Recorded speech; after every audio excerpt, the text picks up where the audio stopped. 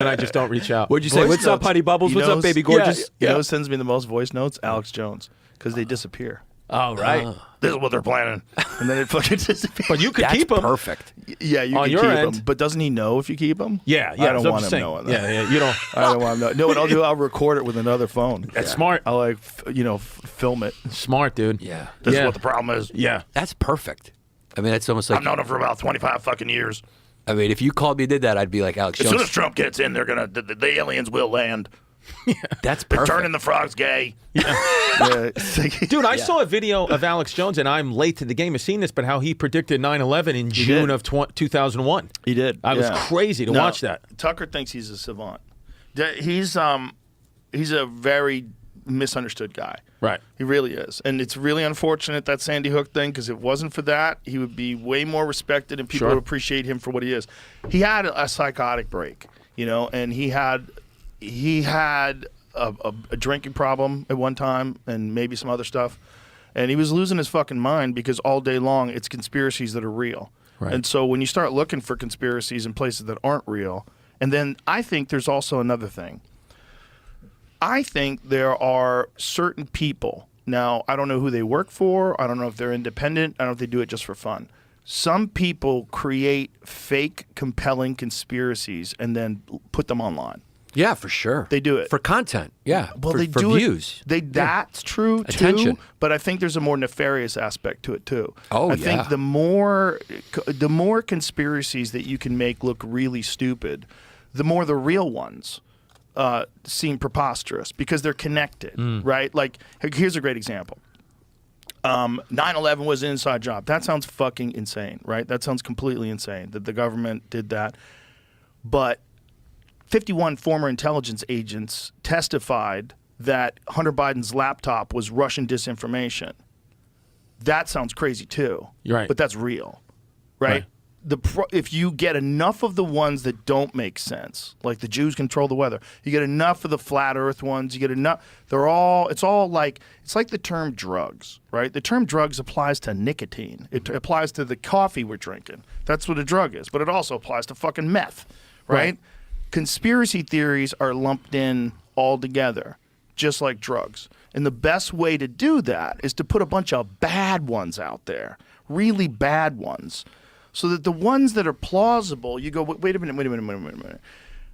Show me the Pfizer files. Mm-hmm. Right. Why are they hidden for 75 years? Yeah. Like, what do you...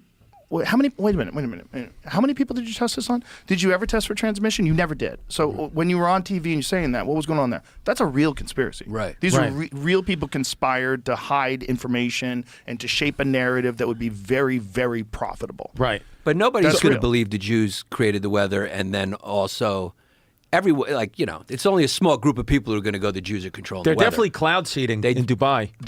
They will crawl in your shoes, though. The Jews will crawl in your shoes. For sure. Yeah. So make sure you, if you see them, tighten your laces. For sure, there's people that can discern between a good conspiracy and a bad conspiracy, but I don't think there's a lot of them. I think it's like 30% of the population. All right, let me ask you about country? this one then. America, maybe. America. Yes. Yeah. 30% of America. Let me throw this one out there. You ready for this one?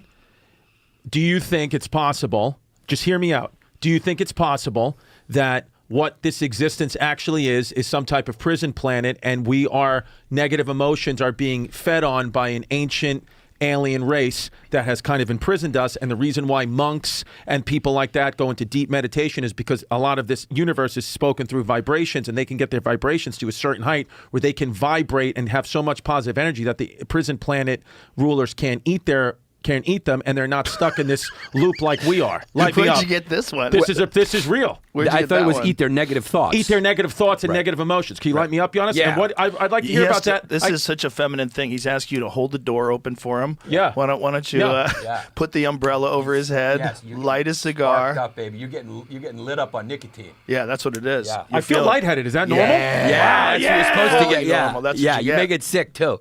But it'll be fine. That's Why would I why get sick? cigars are so good for conversation. You're not going to get sick. Cigars are so good for conversation because it gets you a little loose. Yeah. It's nice. It's a nice little buzz. So you don't think the prison planet, you don't think there's a possibility this is a prison planet from an advanced human race and they're eating our negative emotions and thoughts for fuel? Where'd you get that? Where'd you get that from? Alex Jones. No, not Alex Jones. Alex Jones has a much more detailed on YouTube, explanation. and he said that there's interdimensional child molesters. There's a device on the moon. There's a device on the moon. That's how they reflect. That's how they reflect. That's how the energy goes to that. I'm just saying like it's possible. L. Ron Hubbard shit. Have you ever read Carl any? likes it. You ever read any L. Ron Hubbard? I know the details. I know it's a nice pyramid scheme to go up all the way. Oh yeah, but that's just the Dianetics or Scientology.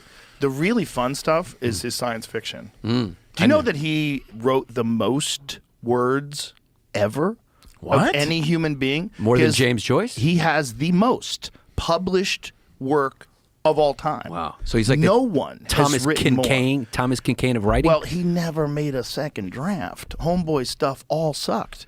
It was all unbelievably bad science fiction. It was unbelievably bad, like wonderful. Like so bad, it's just like, what? Have you ever seen Battlefield Earth? No. Yeah, that was the worst movie ever. L. Ron Hubbard is a record-holding author who holds the Guinness World Records for publishing. Most published works by one author, most audiobooks published by one author, most translated author in the world, most translated author, same book, The Way to Happiness. Very interesting. Used a special IBM typewriter with extra keys for common words. What? It was so bad. He was so bad at writing. Not only did he not edit, he needed the word ready. Do you think you might be? You keep going. You might be in line for podcasts for Guinness World Records most podcast minutes ever recorded. Yeah. That's possible. That's very possible. Maybe you could get that. Maybe. I mean, what's the record now? I don't know, but who's doing 9 hours a week? Yeah, only you. I might already have it. You might already have it. But that's like I already have the Guinness World Record one that Adam Carolla holds. What's that one? Adam Carolla has like the most downloaded podcast of all time. Like, bitch, that's mine.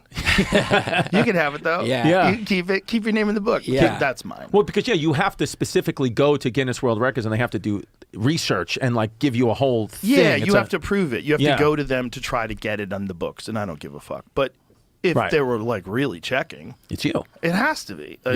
This has been #1 for 5 or 6 years. Yeah. There's no way. Right. There's no way Adam Carolla still got it. That's crazy. No way. Have it. You're lying. No. And you do what? Average 3 every episode, 3 hours. So it's 9 hours a week. Average. Yeah. Yeah, but I'm using usually 4 a week. So it's usually 12. And sometimes 5. Yeah. This week is 4. Some weeks it's 5. And if it's a fight companion, like some weeks it's 4 and a fight companion. The fight companion might be 5 hours long.